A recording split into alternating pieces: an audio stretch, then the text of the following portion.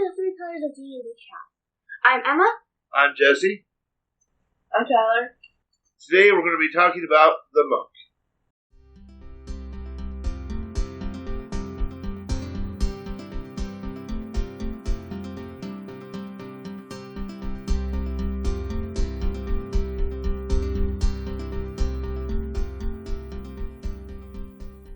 So what's your general consensus on the monk? Let's start with that. Oh, me is a hit character. Monk in combat, basically. It's monk smash punch. What My butt character.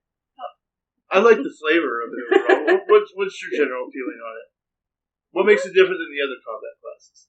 Their combat classes are all about, like, hacking and slashing with, like, big swords and axes and such.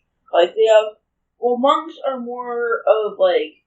How they do their damage, it's not that they're, like, super strong or they just, like, know how to, like, use your weapons and fists to do the maximum amount of damage.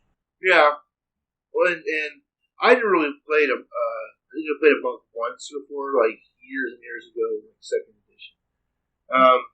And so to really, for me, the monk was kind of different. I liked that there was actually a lot more to it than just the punch, hit stuff. But there's still quite a bit of that stuff.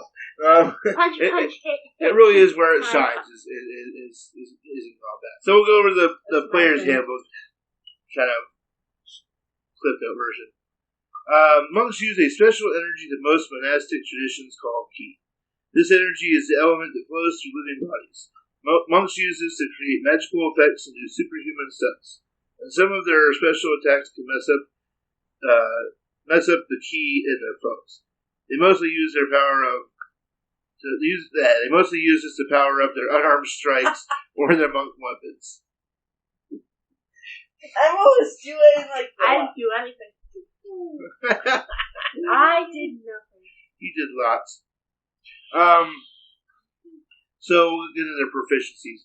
Armor, none. Is because this class isn't meant to wear armor. If you're wearing armor as a monk, you're doing it wrong. Ooh, that's what she is. Simple weapons or short swords. I don't know why they add short swords. I think it's because some people were like, we want to have a ninja style. Okay. I think monk. But these are what they consider monk weapons. Obviously these two things are combat related almost entirely. Next is tools. You get to choose one type of artisan tools or one musical instrument, because you're cultured. Yeah. I think that this is where it kind of gets into the exploration and social aspects of the monk. You can kind of go either way on that one. Saving throws are strength and dexterity. Which, I understand dexterity, but strength is... Well, because while they don't have traditionally high strength scores, or they don't rely on their strength, they have a certain amount of superhuman strength. They can tap into extra strength that they don't normally have. Yeah, I think is the idea. Why don't they have, like, wisdom saving throws? I'm with you. It is a little weird, but maybe they wanted to spread them out a little bit. Maybe, I don't know. Yeah. Now, strength isn't a commonly used one. You get that with grappling, and that's probably primarily why the monk has it, because they have to do strength checks, or strengths. But that's mostly strength checks, not strength saving throws. But basically, so they don't have to so they can't be grappled by monsters. I don't know. Anyway. But dexterity is really useful. It's one of the most common saving throws. So yeah, dexterity, that makes it so much better. And in not just in combat, but actually with traps as well. So it's not just a combat saving throw. They get the skills they get to choose from. They get to choose 2 from acrobatics, athletics, history, insight, religion, and stealth. Acrobatics and athletics are obviously combat ones with a little bit of exploration in there. History, insight, and religion are very roleplay based. Yeah, I mean, But with, I would say insights are primarily a social one, of course. Yeah. With the exploration being more history, religion, and stuff. I mean, you can, obviously there's moments when that bleeds into social interaction. Yeah, history, religion, also bleeds into interaction. Yeah. Do you have anything to say, Emma? No, I'm having fun. She's like, I'm having a great time with I mean, are there any skills you think that they should have had in the monk that they didn't? Especially for social stuff. No? I think perception should have been. You know, I think perception would have been pretty applicable for a monk. I thought they already had perception. No, they don't. Obviously, I've never played a monk. Yeah. This is me who's never played a monk. I think investigation would have been a pretty okay one for them to have a choice from as well. Oh, did we do hit points yet? Oh no, I didn't have those on my notes. So what are their hit points? So they get 1d8 per monk level. Okay. So they use a D8 hit die then. Yeah. Okay. D8 hit die. All right. So next we'll go over their class abilities. There are just a bunch of these. Like some classes have some, but man, these are a lot. Yeah. Okay. Well, let's start with the most interesting one. Honorable defense. Being at first level, where you are wearing no armor and not wearing a shield, your AC equals 10 plus your dexterity modifier plus your wisdom modifier. And just to save ourselves time, we're just going to assume you're not wearing armor for any of these abilities because most of them don't work if you're wearing armor. So, if you want to wear armor as a monk, you should probably talk to your DM and figure out how many of your abilities are basically not going to be usable. Which is most of them. I like the unarmored defense because it's not just good for combat. That's where it's supposed to come up, but actually in a role-playing setting, it's really good because you don't walk through town in plate mail, right? Like you can, but it's going to be intimidating. People are going to be off-putting. So the monk can basically just stroll into town, look like a dirty old urchin or whatever, a noble person, whatever they want to look like when they go into town, and they don't give away that they're a combat person. So they can catch their opponents off guard, and there's just a lot of advantages to being armored. I actually prefer characters that are unarmored or lightly armored most of the time myself. So I don't know why I don't play this class more often, to be honest. I know, it seems like class you love. Yeah, it does. The next up we have the martial arts. These are using your unarmed strikes or your monk weapons. The big thing is you can use your dex bonus instead of your strength bonus, so you don't, like we were talking before, you don't really have to pump a lot into your strength when it comes to a monk. You can focus on the dexterity to make them the best combat monkey. combat monkeys. And then you can swap out your martial arts die, which levels up as you go. It starts off at a D4, but eventually by level 17, it's a D10. And you can use that die in place of the normal damage for your unarmed strikes and any of your monk weapons, which is mostly the simple melee weapons. So that's kind of nice. Like, if you're using a short sword, that's usually a D6. Well, by level 17, you can roll a D10 for a short sword. I mean, that's pretty impressive. So, and then when you use your attack action, you gain the bonus. You gain the bonus action of using an unarmed strike with basically with your offhand. So this is all first level. This is all first level. I'm gonna leave you for a while, folks. Yeah, that's why I said it. There you go. One of the things I do like that they throw into the description of the monk is that some monasteries have specialized names and designs for their weapons. Like you might have a short sword that's called a kama instead because it looks a little different, or no, actually I think it's a sickle. Never mind. But instead of a club, you could have a nunchuck. Things like that. They work basically the same, but they could be different, which could bring up some cool, social interaction with people. Like, that's an interesting weapon. I've never seen it before. where are you from? And, things like that. So I like that little thing they threw in there. I like when they give you little story tips in the book. All right, so now moving on to level 2. That was all level 1. Level 2, you can probably start using your key. I know that some people call it chi and stuff like that, but we're going to say key for the sake of this. Or let me do it, because we're doing off now. All right, yeah, you go ahead. Starting at 2nd level, your training allows you to harness the mystic energy of ki. Your access to energy is represented by a number of key points. Your monk level determines the number of points you have, and the number of key points you have is equal to your monk level. Yeah. Which is I had to read that a couple of times before I understood that. Yeah. Big thing about that I noticed is that they replenish when you have a short rest or a long rest. Yeah. So, if you're a monk, you're going to be doing a lot more short resting. You can spend these points to fuel various key features. You start with Flurry of Blows, Patient Defense, and Step of the Wind. And you gain more key features as you level up, of course. And when you spend a key point, it's unavailable and can finish a short or long rest, at the end of which you draw on all your key back into yourself, and you must spend at least 30 minutes of the rest meditating to redeem your key points. And then some of your key features require, saving throw to resist effects. And the saving DC is 8 plus your proficiency bonus plus your wisdom modifier. Oh, okay. I actually was not going to get so crunchy on that, but that's not a problem. Oh, am I going too death? I don't know. I'm not really sure, to be honest. So, let's go with the Flurry of Blows. So this is pretty much the primary combat ability that you use your key for. Is you spend 1 point, and when you make an attack, you can do 2 unarmed strikes with your bonus action instead of 1.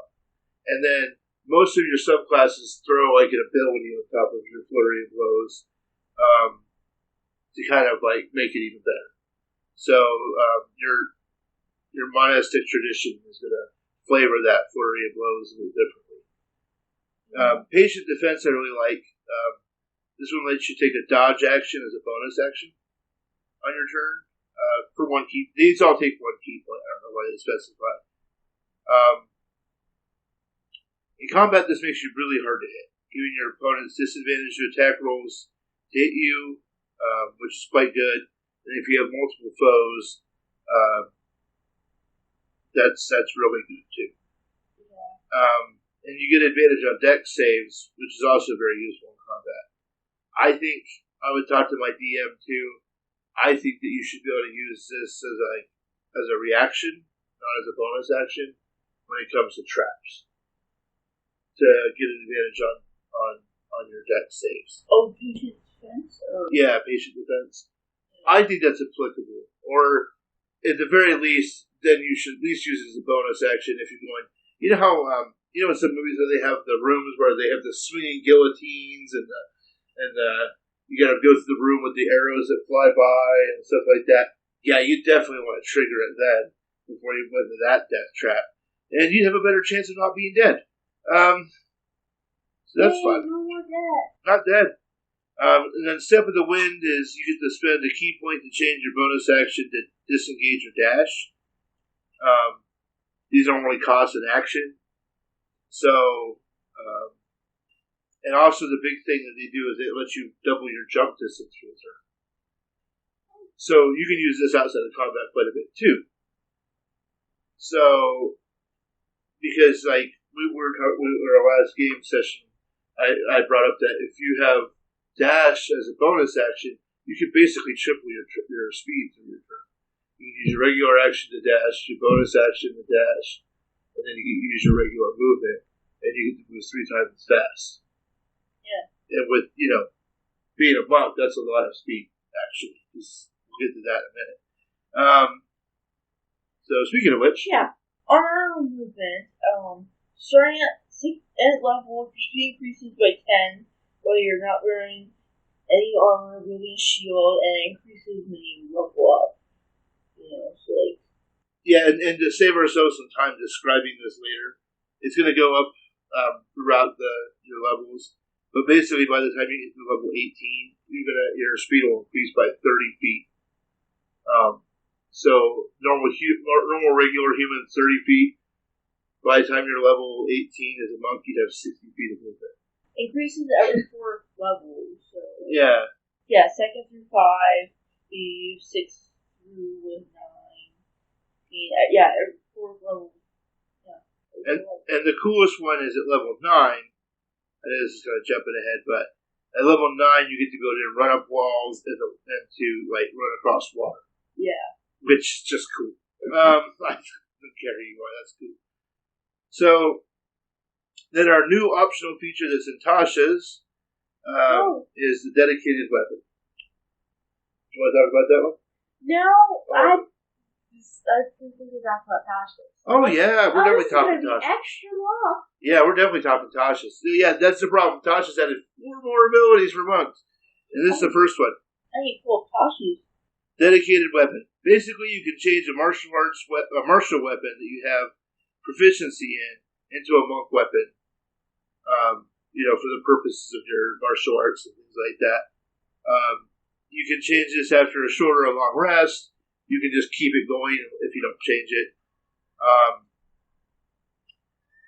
You probably have this proficiency from a racial trait. You might have it from a multi-class. I don't understand. I looked at the wording a few times and I couldn't verify. I haven't seen any questions, but I think it might apply to the range weapons too. Because it doesn't say it has to be a melee weapon. It just says it has to be a simple or ranged weapon. Yeah. And why would they specify simple, since simple weapons are by default monk weapons? It didn't mean you could use ranged ones. The simple melee weapons are monk weapons. So, I don't know. Heck, even the description of dedicated weapon even says, to train yourself to use a variety of weapons, not just simple melee weapons and swords. Yeah, exactly. So it's just... Yeah, I think you can use long range. Yeah.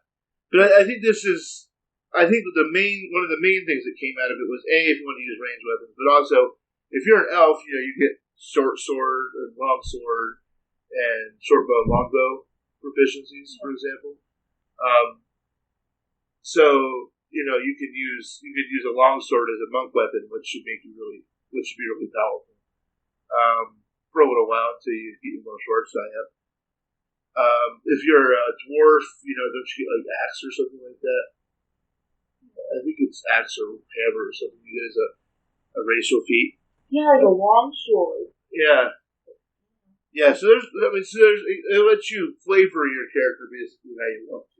And that's how I see it, mostly being a flavor thing. Yeah. Without having to necessarily go into the way of Kensei, where you can choose different weapons. Yeah, it seems like something that before Tasha's you have to beg your DM, buy a monk please from a ranged weapon. Yeah, it's like, I really just want to use my boomerang. Yeah. I mean, you just really want to be like Sokka.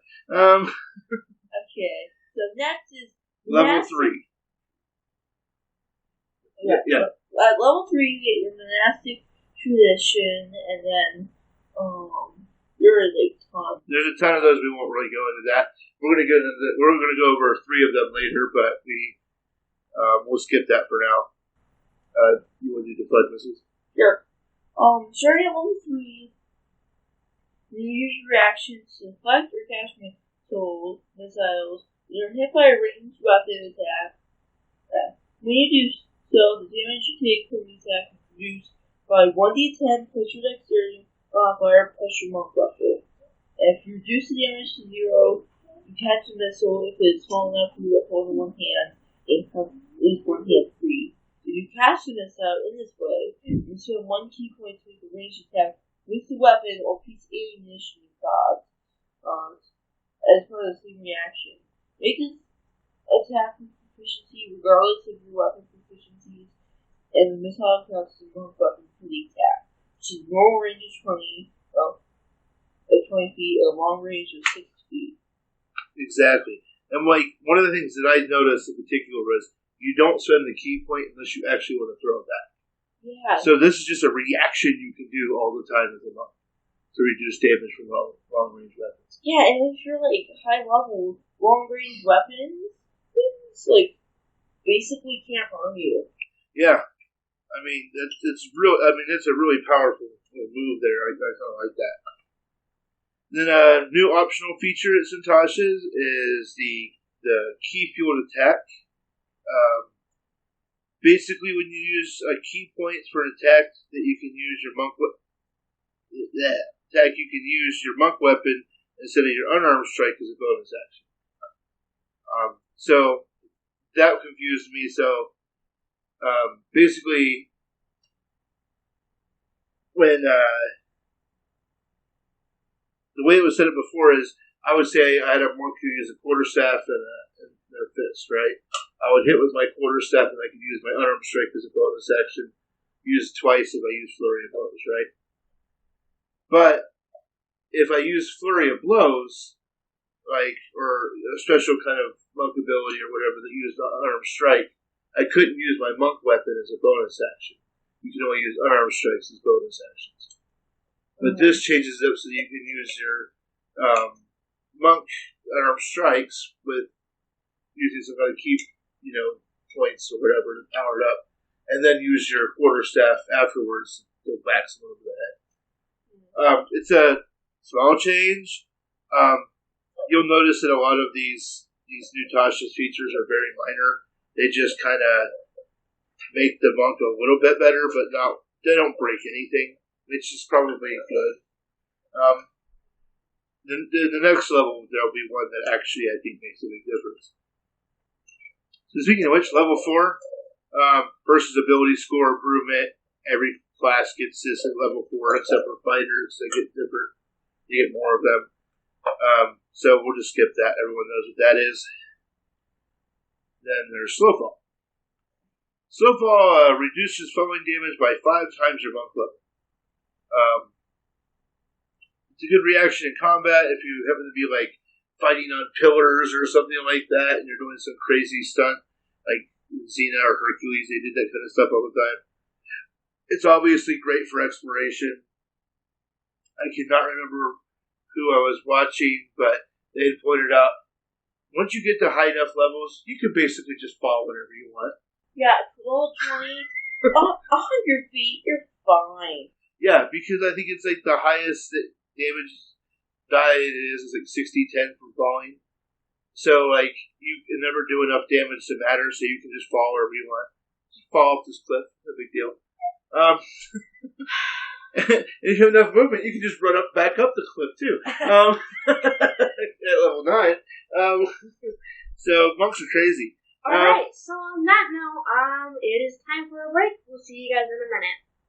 Alright.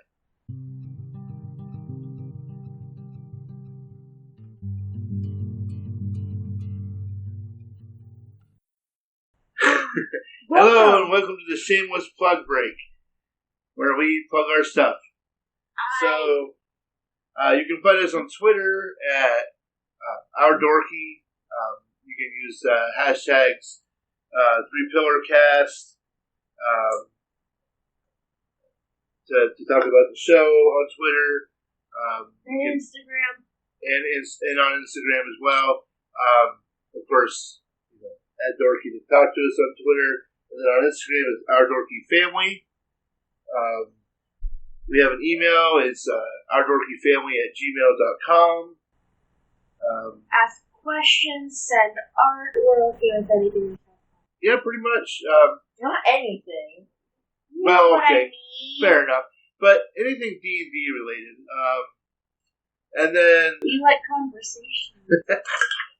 Again, not anything. But if you do have any, especially if you do have any questions about D&D and the cast in general, or you want to try to bring it up in the show, we'd love to, actually. It'd be great. Especially if you have questions about a certain class that we haven't done.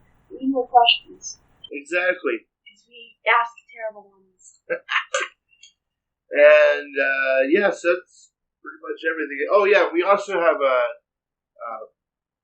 Our Dorky D&D. It's on our YouTube channel, Our Dorky Family. Yes. You can watch us play D&D, basically. So It's kind of fun. Currently up is Emma's campaign that she's been running in New Olympia. It's pretty fun. We did finish that one, so if you keep up with it, you'll actually get to see it start to finish on that. Yeah. So, alrighty. It's yay. Yeah. Yay. All right. Yay. Go. Talk to you later. Bye-bye. End the break. All right. I'm tired.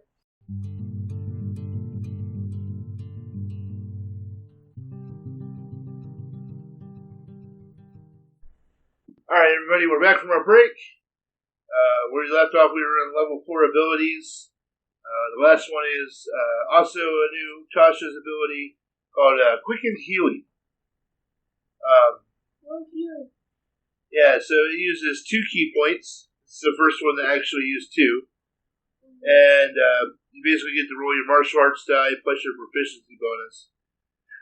It counts as an action. Obviously, this is combat related again, but like most of the abilities. But, you know, if you're like a monk exploring a dangerous cavern or secret forest or whatever by yourself, ability to heal yourself is going to make a big difference. Yeah, okay.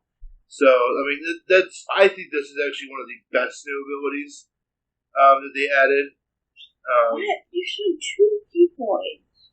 And even at level 17, it's only a maximum of, 16 hit points?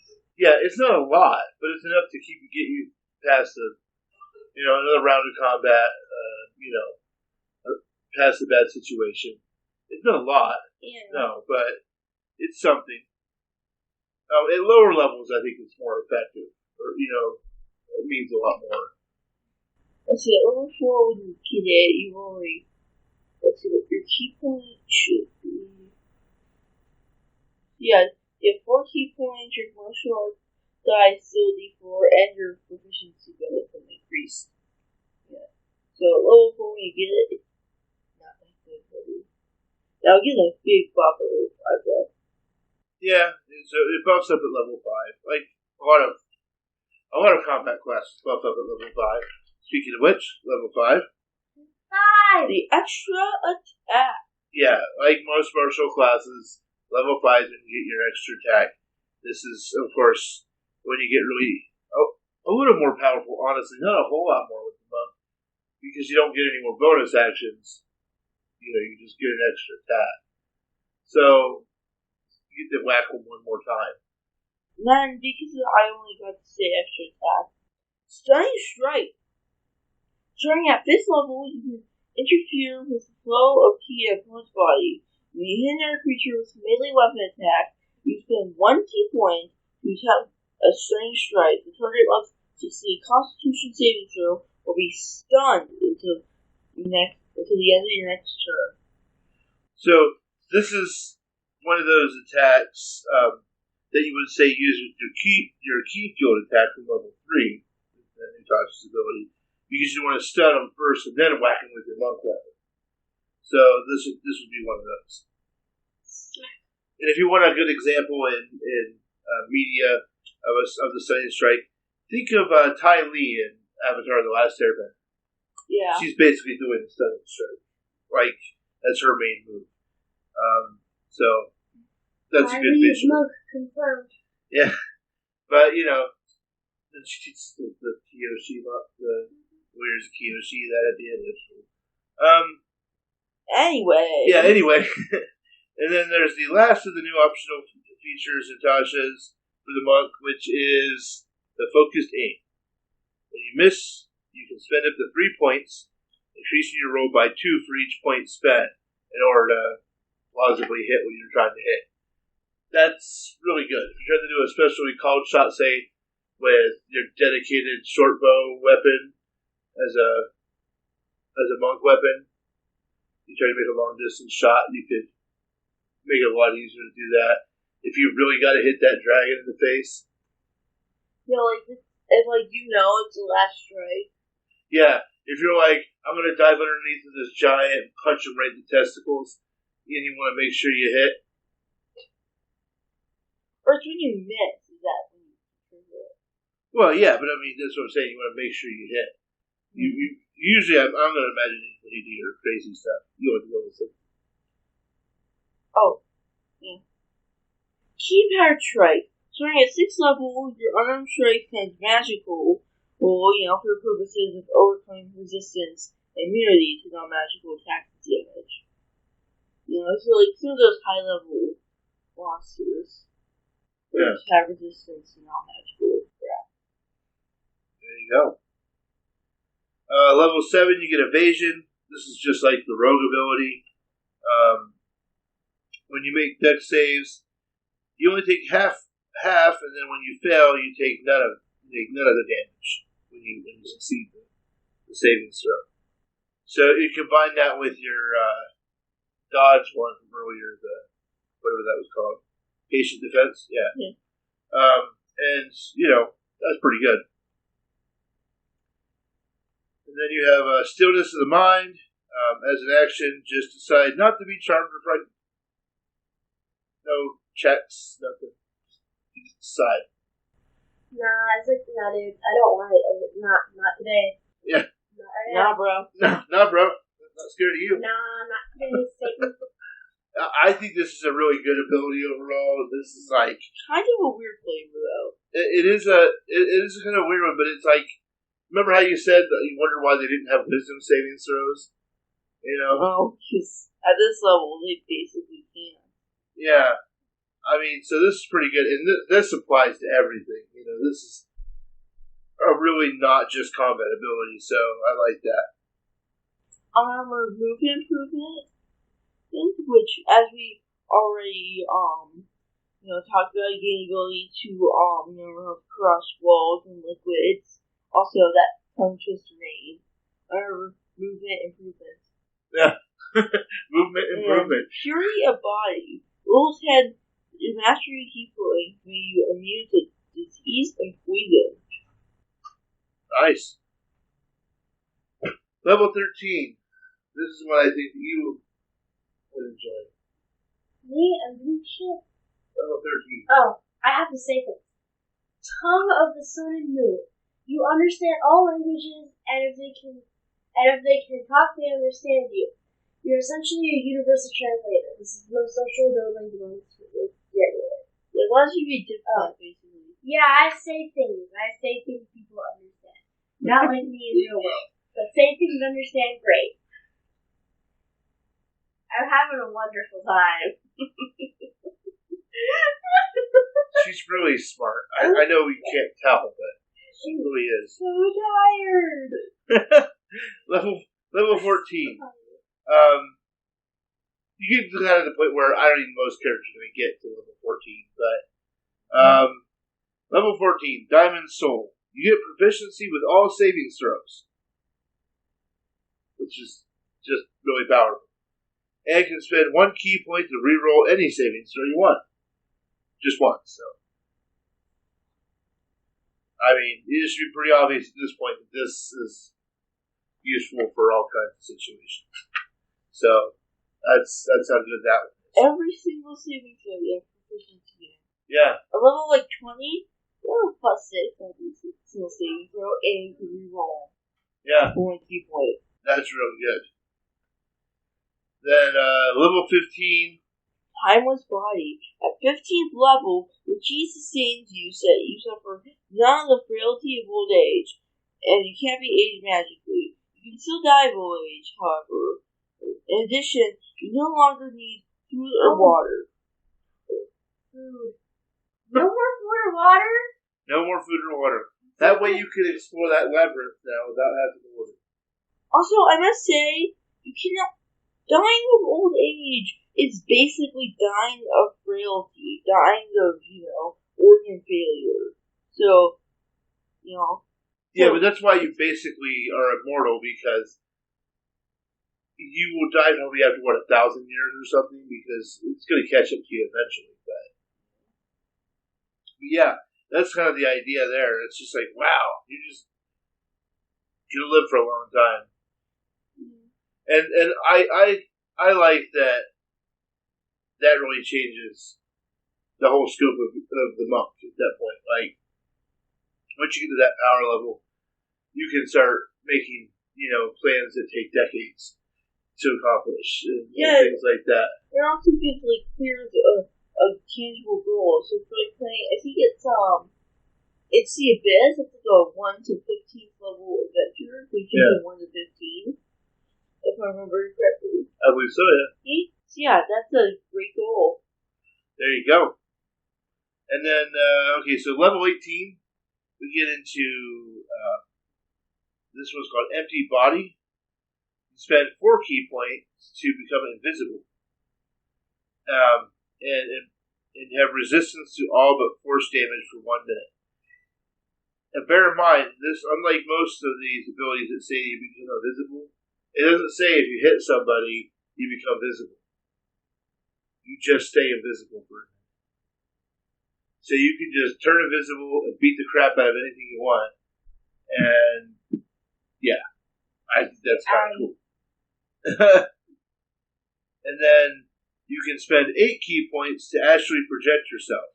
Can't take any friends, but, if for any reason you're unfamiliar with astral projection, just imagine the Avatar going in the spirit world. That's pretty much what astral projection is. You go into the astral plane. Yeah. And then, so that's obviously going to be a very exploration-based ability. Because I'm not sure if you ever read up on astral plane, astral travel, and astral projection, but if you go to the astral plane, you're connected to your body and everything like that. Mm-hmm. But if you pass on to another plane after that, your physical body gets teleported to the other plane. With the astral plane, you can technically live forever because time doesn't pass in the astral plane. Yeah, your body doesn't need food or air to be sustained. Oh yeah, because of timeless body, even your body left in the prime material world will be fine as well. It's also for the spell. When you are in the astral plane, your body is just in a state of suspended animation. Yeah, you're just susceptible if someone cuts your silver cord. So that's a big. It's kind of a dangerous way of traveling, but if you can get to another plane after that, like you jump to the celestial realm or something like that, you can your whole body then teleports there basically. Which makes you less susceptible. Except you're in a probably super dangerous plane. And then, Perfect Self, at level 20, you roll for initiative, you have no key points remaining. You gain 4 key points. Yep. You just get to kick some more butt. Which, kick butt 2 times. I mean, it's good. I mean, no one's actually going to get to level 20, but... Yeah, there you go. But, it's there. So. It's there to exist and do things. Just do things. A one-shots are fun. Yeah, it's really. That's what level 20 is for. One-shots. Alrighty. So, that's the monk. So, I know, that was, like we said before, that's a combat-based class. Punch, punch, kick, kick. I mean, to be fair, most classes in D&D are combat-based by design. Some just have more of your social and your exploration and stuff in there overall. But a lot of it is, what I like about the monk is the flavor. The flavor really does translate quite well. Spicy. Yeah, you can do a lot with it. Don't underestimate the ability to not have weapons, not have armor, and still be able to kick butt. So, actually, that's when you do your best butt kicking. But, so what was your description of combat classes? Butt, kick, kick? Punch, punch, kick, kick, beat butt.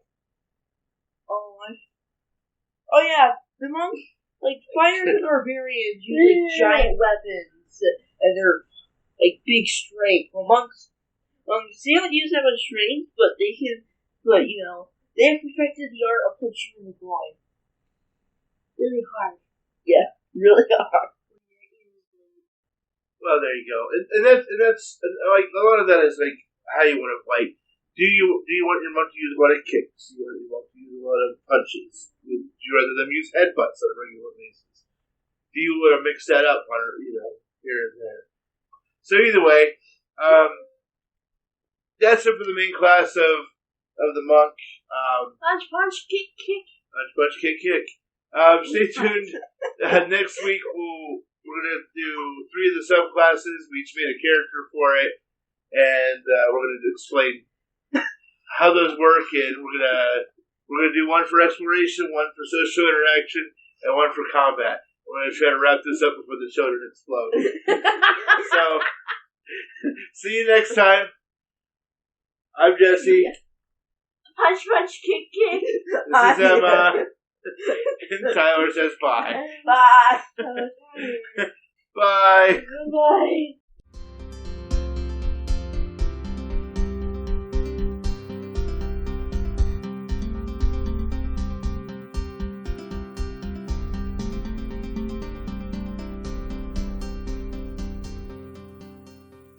So that now people call that punch, punch, hit, hit. Yeah. Top notch. Punch, punch, hit, hit. All right. I come up with the weirdest stuff. A solid goat. Goat monk.